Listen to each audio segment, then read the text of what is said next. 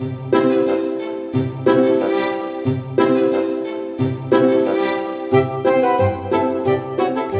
listening to the Read-Aloud Revival podcast. This is the podcast that inspires you to build your family culture around books.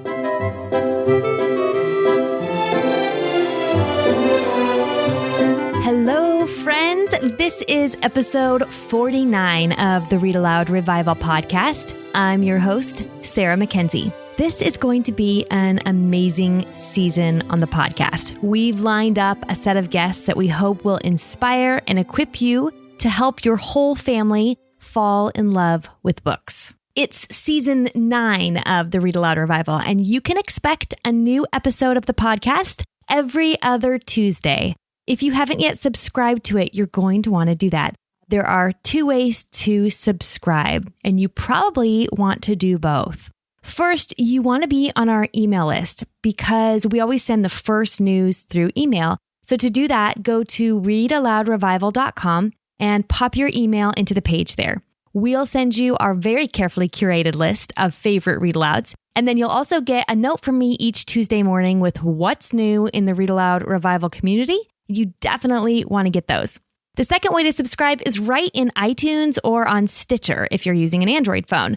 That way, the new episodes of the podcast every other Tuesday, they'll drop right into your podcast app whenever a new one is ready for you. You can do that through iTunes or Stitcher. Just search for Read Aloud Revival and then make sure you hit subscribe.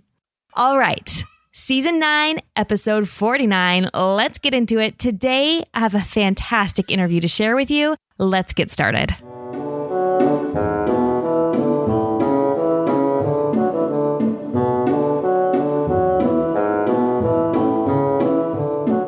Whenever I share the TedX talk called Why We Should All Be Reading Aloud to Children on the Read Aloud Revival Facebook page, the page blows up.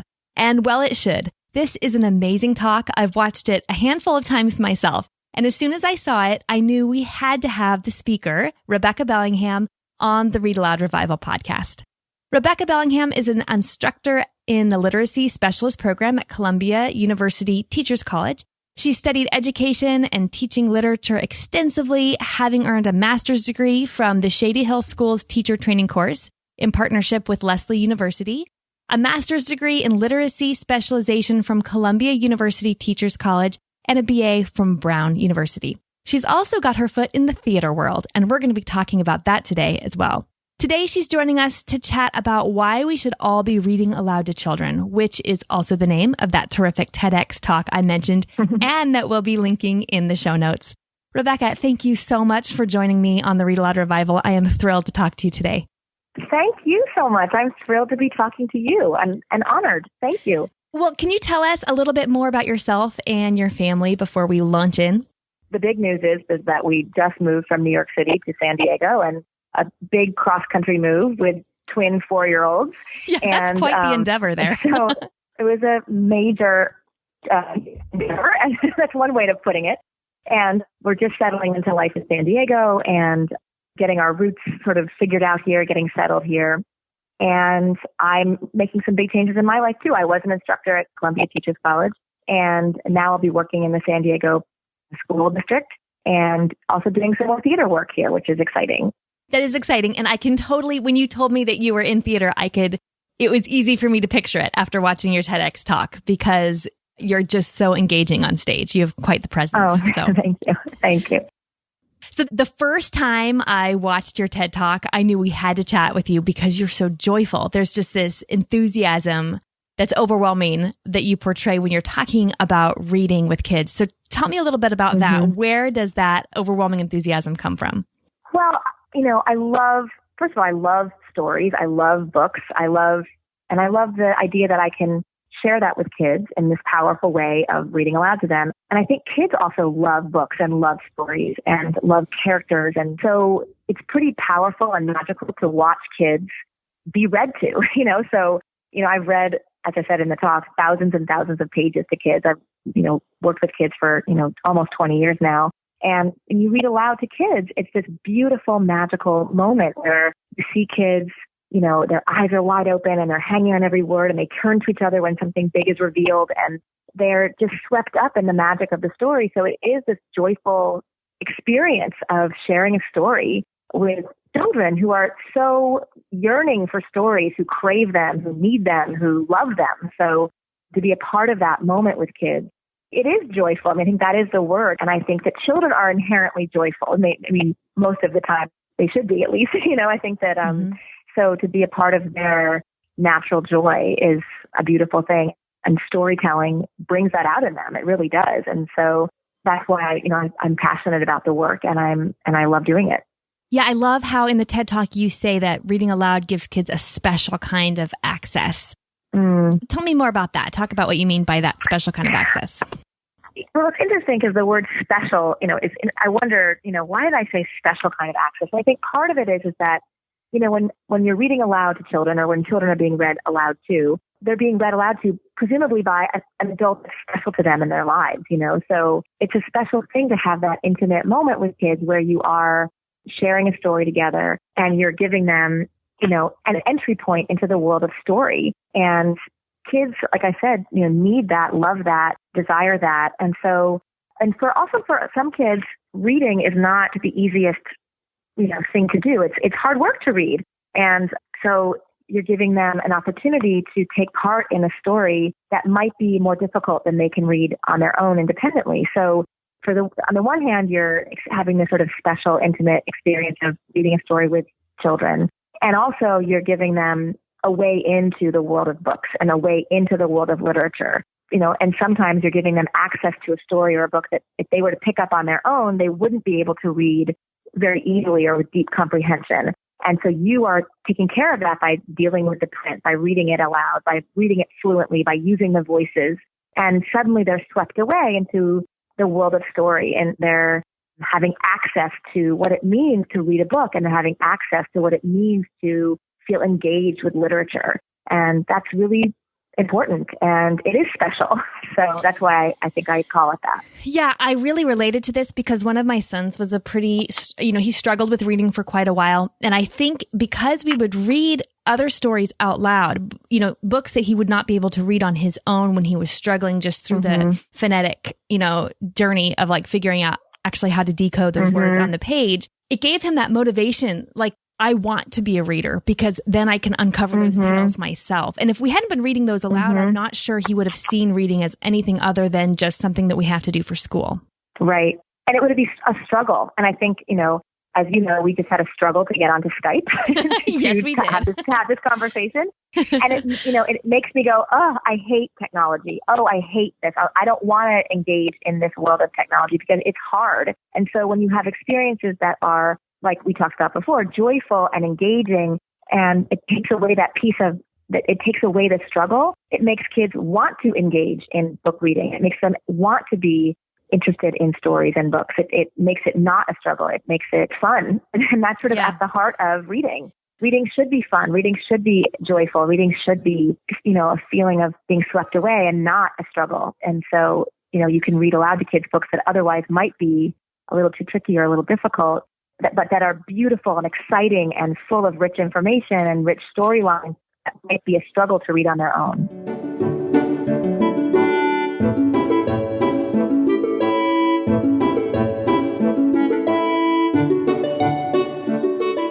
I recently read The Pleasures of Reading in an Age of Distraction by Alan Jacobs. Have you read that by any chance? I haven't, but now I will. Okay, no, it is just delightful. It is wonderful. I was recovering from surgery, so I read it in like a day and a half.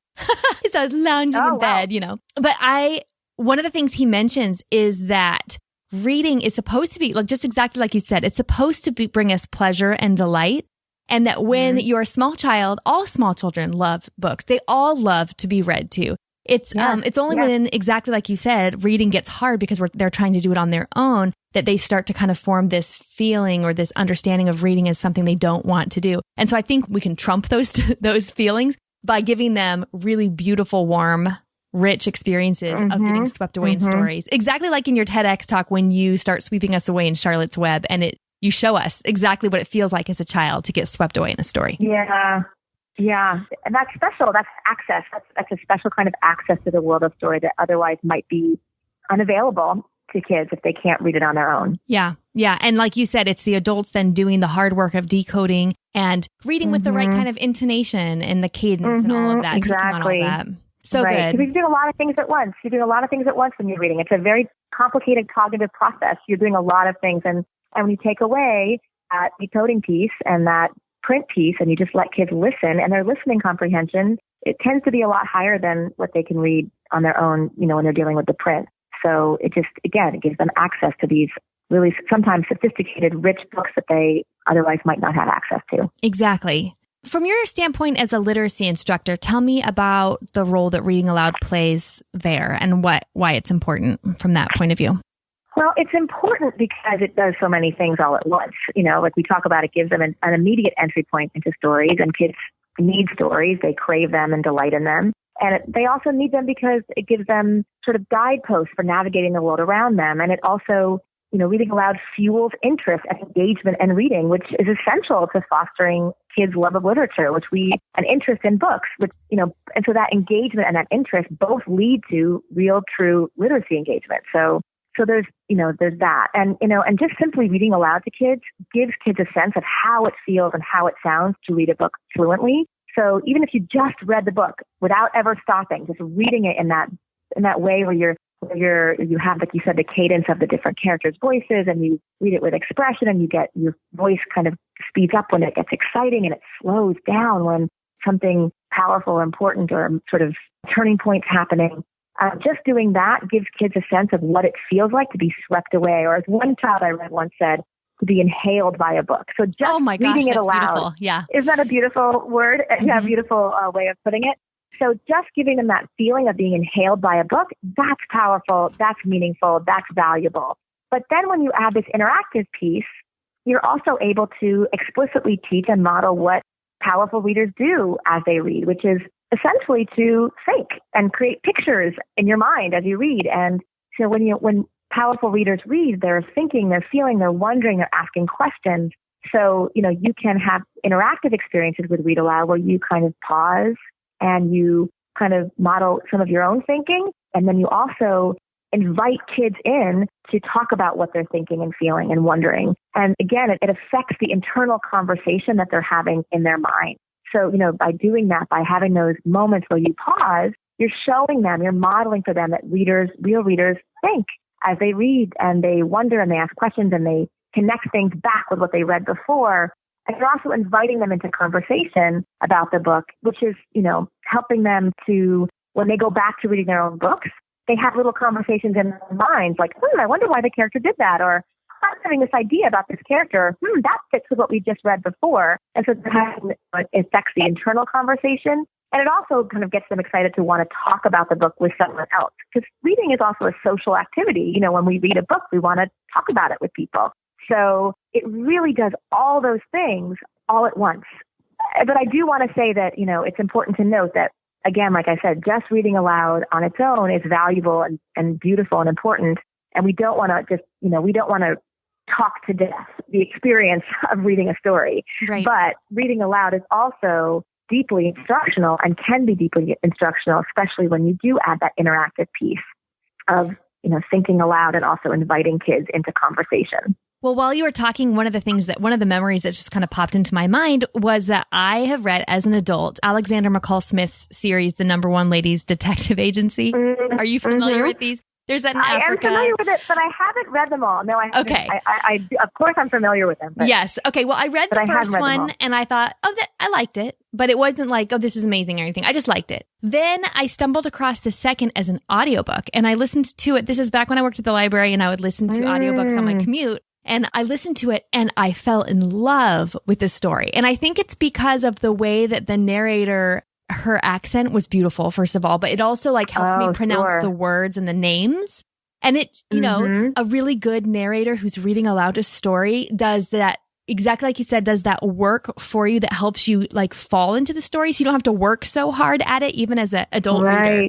So I can see how being read aloud a story makes it easier for our kids to fall in and kind of get inhaled by a book, like you said, than reading on their own even, because they get swept up in that kind of the theater of reading aloud, really. Yeah, that's right. And the narrator makes all the difference. It really makes a big difference who's reading the story to you. Yes, it really definitely does have an impact. Actually, that reminds me. So for our listeners, if you want a good list of audiobooks for kids, we have a collection at the Read-Aloud Revival. All you need to do is go to RAR, like Read-Aloud Revival, rarbooklist.com, and we'll send that to you for free. It's a whole book list. One of the categories there is best audiobooks. And we have separated those into audiobooks you can find at audible.com and also audiobooks that are free to listen to at LibriVox.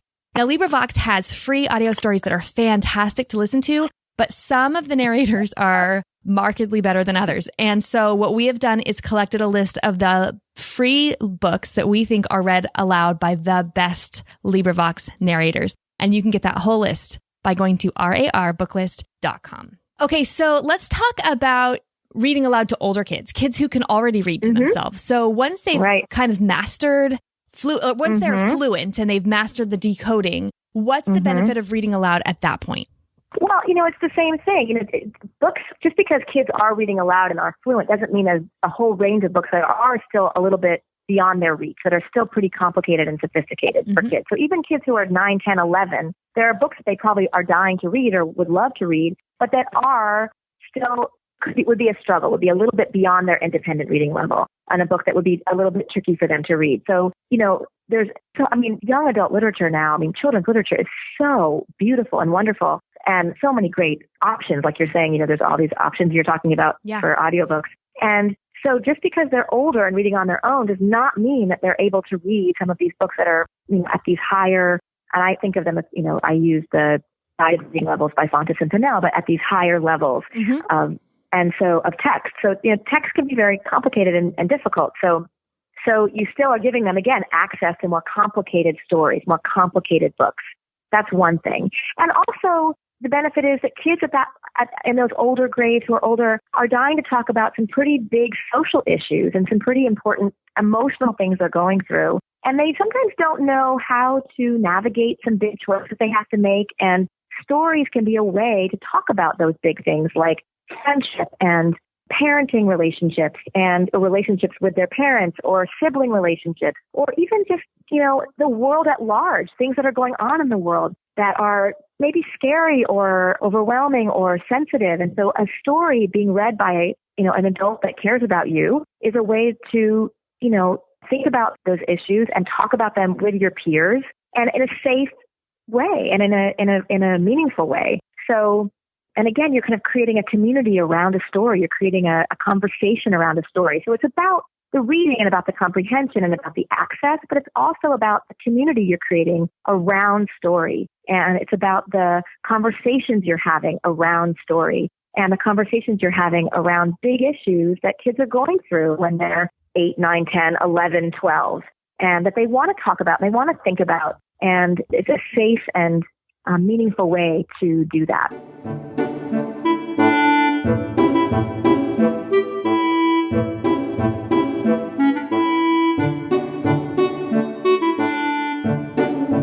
When you're talking about this, one of the books that just comes to mind immediately is Wonder, of course, by R.J. Palacio. Oh, yeah. Yes. And I think, okay, what a better way. If you were just to try to have sort of a didactic or kind of cold conversation with your child about what it's like for their peers who feel different than everybody else, it would and who hasn't felt different at some point, growing up. Growing up is hard work. And most kids in the world most humans feel like they're outside sometimes. Certainly not many of us have the experience of being what it's like to be Augie, but to feel different or to feel, disconnected or somehow other. I think a lot of kids relate to that, whether or not they have Augie's experience. Exactly. And reading the book together then gives them the vocabulary and this kind of experience outside of themselves they can talk about from a safe place and make some connections with each other and with the adults that they're talking to. So good. Yeah.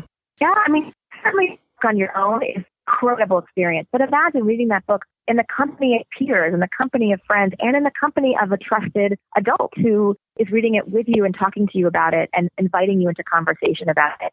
That's a really life-changing, powerful experience for kids.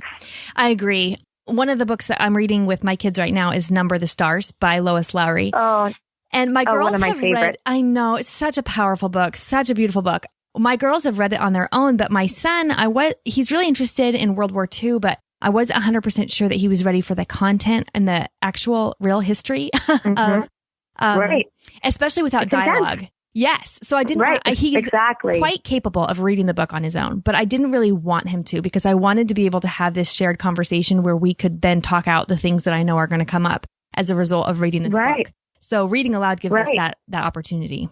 Yeah, to fill in some of the content that they're missing, or fill in some of the information that they're not yet aware of. And, to help, some of these books like Number of the Stars are taking place in really intense, scary times. And you want to, you can help facilitate that experience and fill in background information and help them make sense of what is, the context around the story. Yeah, exactly. Can you share a little bit about how you've combined your love of theater with reading over the years? And I know you've said that teaching and acting are actually kind of similar, right? They can be. That's true. They can be.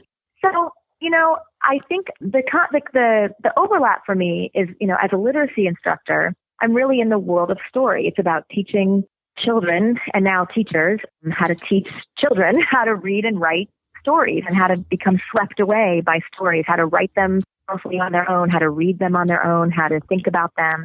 So the literacy is really about the world of story, and the theater is about stories. It's about telling stories. So the overlap is so clear and so connected. I love stories. I love reading them. I love telling them. I love performing in them. I love seeing them on stage. So there's all those things feel very connected. I think that in both teaching and performing, this sort of need to be authentic and to really be truthful on stage and also in the classroom. And I think when you read aloud and you really step inside the world of the story and read it in truthful ways and really read it with intention and with your whole self, with your whole heart, it feels similar in ways to being on stage and being part of the storytelling of a play, and really being in it, being connected to it. And I think the kids notice the difference. I think that when kids are in a room with you and you're reading a story where you're so connected to the words and you're really telling a story in this truthful way, they are more engaged in it. And that feels very similar to being on stage and really connected to your fellow actors and being connected to the story you're telling. So there just feels this between both worlds to me.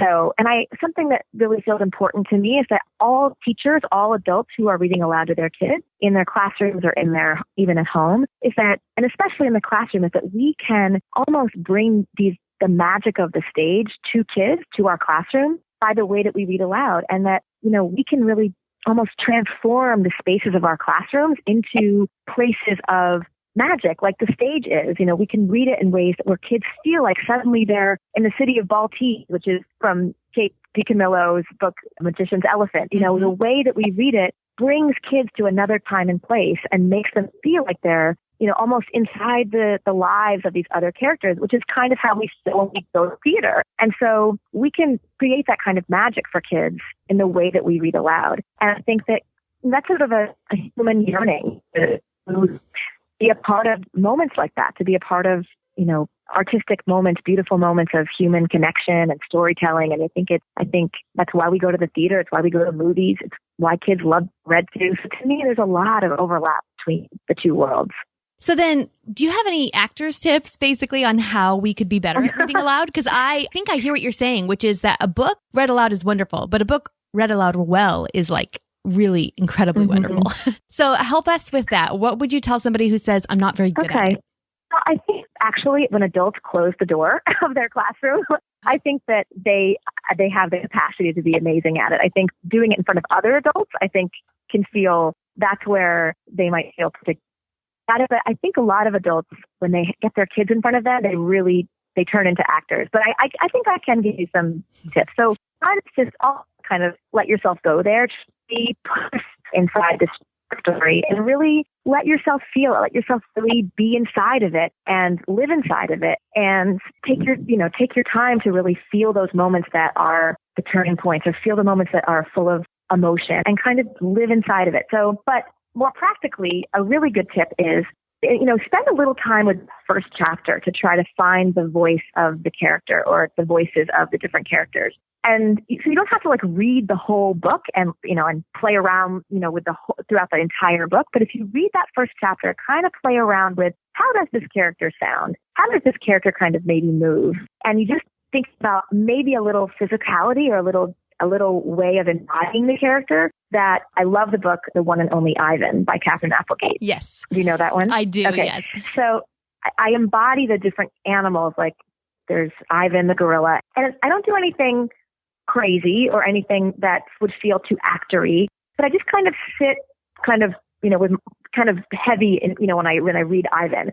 But when I read Stella, who's the elephant, I just kind of tip my head a little bit and I put my arm out as like the trunk, just as I'm reading. And it kind of differentiates between Ivan and Stella. And then when I read Bob, who's a little dog, who's kind of a character, I use a different voice and I kind of cock my head when I read him. And I just kind of found it in that first chapter. And then it carried its way through the book. And I think the other big piece is to almost make it visible. To, when a character reaches for something, reach for it. When a character, touches his heart, touch your heart. Like do the little things that they're doing. Again, little physical gestures that help kids see it just a bit more. And then my final tip would be, as you're reading it, to really look at the kids as you're reading it, to bring them into the experience of the book by really looking at them when something really important happens.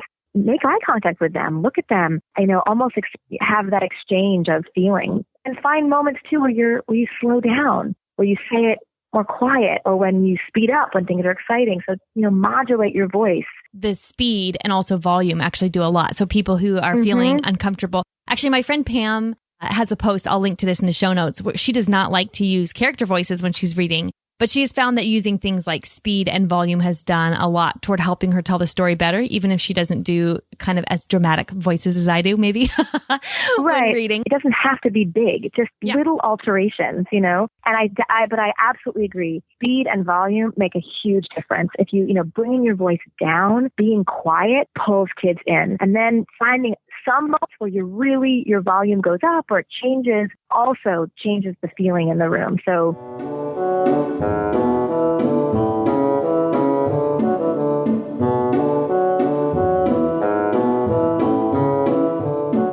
and one of the things I was rereading Jim Trelease's Read-Aloud handbook just a few weeks ago. And one of the things he says in there is that the biggest mistake he sees adults making when they're reading aloud to kids is just reading too fast. And so they don't give the kids long enough to like paint those pictures in their mind. But I even find that it's easier for me to read aloud if I slow down, because it gives me a chance to see, like when you're going to start reading dialogue and you don't know who said it yet. If you slow down, you give yourself enough time to kind of figure out what your cue should be as far as who's talking. Yeah. Sure.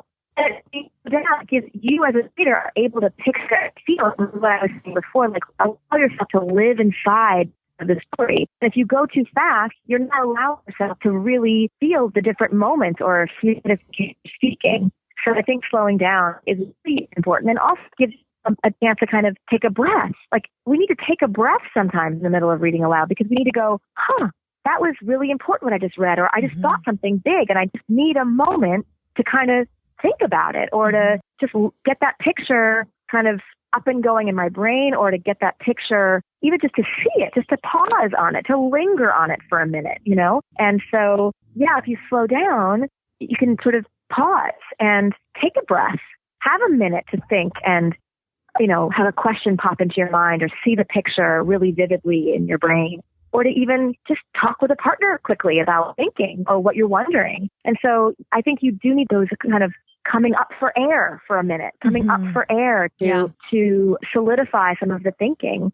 Because if you just read it all the way through, kids need a break to go, oh my gosh, wait, I want to talk about that. Or, oh my gosh, I had an idea there that I want to just even think about in my own brain or talk with a partner about. And I also think another thing that I do a lot is every now and then I go, oh my gosh, I think I want to read that again, because that was either so important, I want to read it again and think about it more, or I want to read it again. There was so much information inside that little part. I want to make sure my brain got it all. So I want to read that again because I don't want to miss some of that important information. Sometimes pause for air, reread something that feels particularly important or full of details or full of information, so kids can linger. They can kind of lock it into their brains or think more about it. So good. Tell me some of your favorite books to read with kids. Oh, gosh. Feels like opening a huge can of worms, doesn't it? Well, there are so many wonderful books. I mean, the first one I have to say is I just love reading Because of Winn-Dixie by Katie Camillo. I really do love her work so much. And I just love that book so much. And it just never fails. I mean, it's just such a great story. And you know, what kid doesn't love a dog, you know, that's so endearing like Winn-Dixie. So I just love that book. And I love Opal. But that's, you know, another whole story of all the characters I love in the world. But I love Because of Winn-Dixie.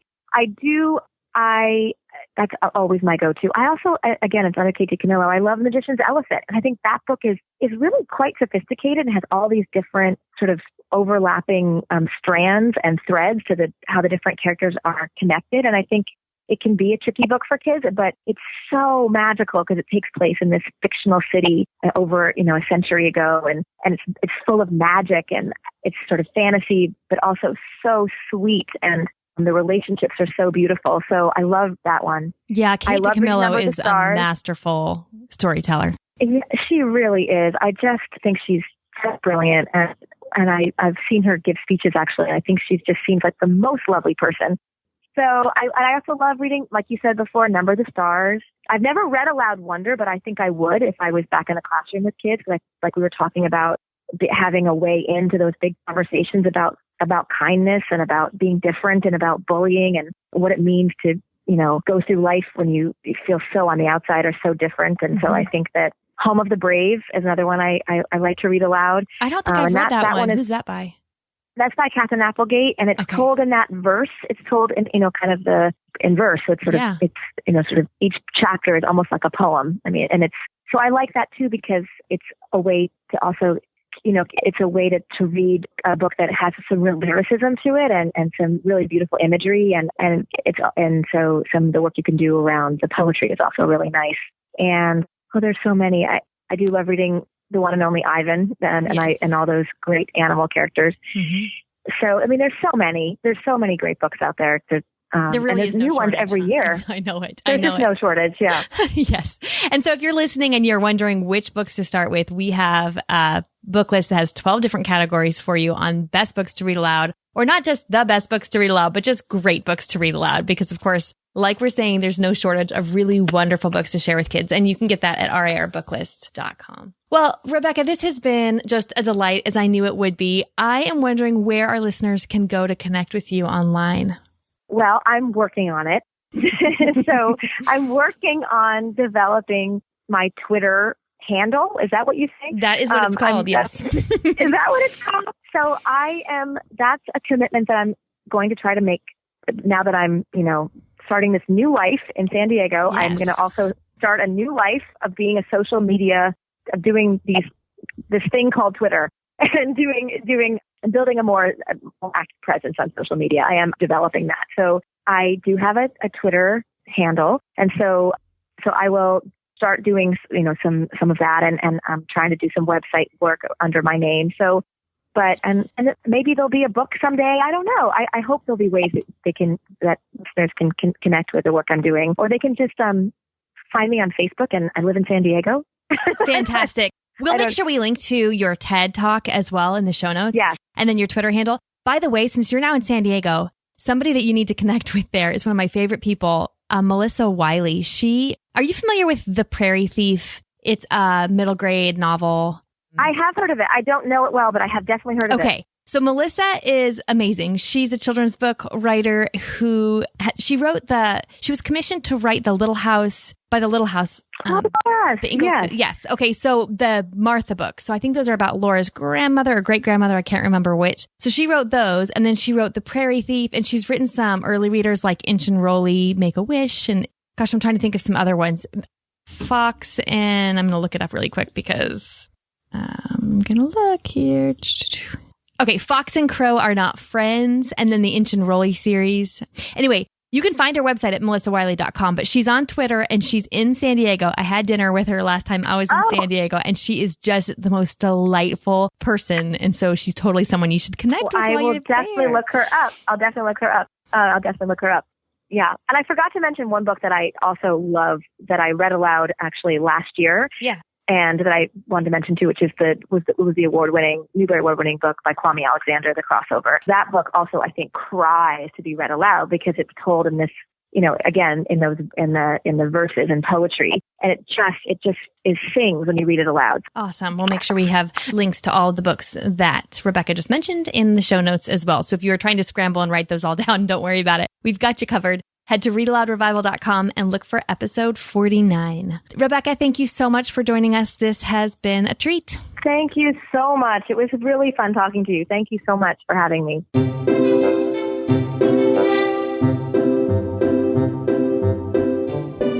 Now it's time for Let the Kids Speak. This is my favorite part of the podcast, where kids tell us about their favorite stories that have been read aloud to them.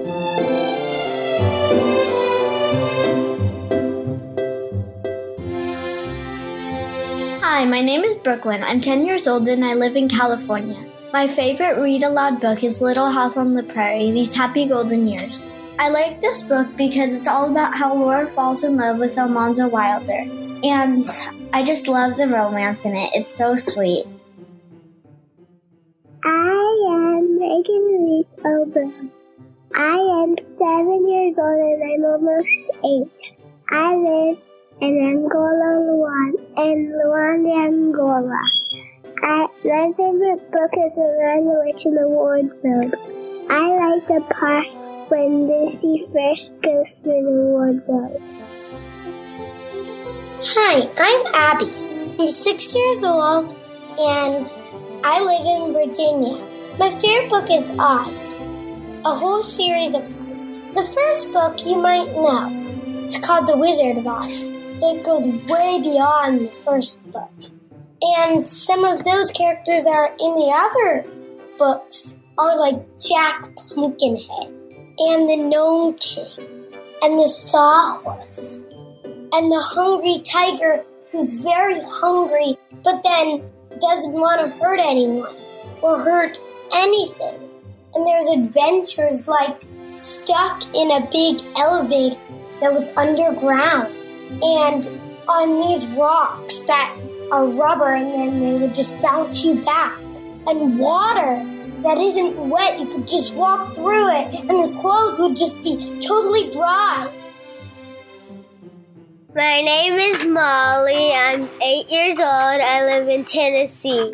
And the book of it is Just So Stories by Kipling. And my favorite character is Taffy. And one of the stories is called How the First Letter Was Written. And I like Taffy in it.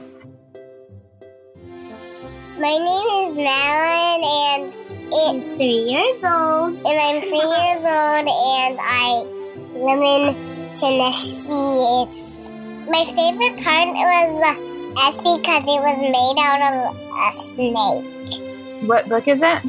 It's called How the Alphabet is Made, and I like that. What's your favorite character? My favorite character is Taffy's dad. Hello, my name is Maya, and I'm 6 years old, and I live in Kingston, Ontario, Canada. And my favorite book is The Voyage of the Dawn Treader because Eustace was bad, but then he became good. Hi, my name is Ellie, and I live in Kingston, Ontario, in Canada, and I'm 5, and my favorite book is Betsy Tazy because they help each other a lot, and Betsy is really nice. My name is Haas. My name is Cyrus. And I'm from Read, Ontario. You're from Kingston, Ontario. And my favorite book is War Dragon. You like My Father's Dragon? Yeah. What do you like about it? Because the mouse keeps messing up things. It keeps messing up things. Yeah. Hi, my name is Bryn Kudetsky. I am 9 years old and I live in Minnesota. I'm reading Harry Potter the Sorcerer's Stone. I'm in the middle of the book where they're finding out about this wizard. But he just met Dumbledore and I'm just about to find out about Nicholas Flamel. Hello, my name is Dane in Minnesota. I am almost 8, but right now I am 7. Okay, and what book are you reading? Joy Cry Private Eye and Creepy Crawly Cry. And why do you like it? Because there's bugs and there's a scorpion boy, and I like it, and it's funny.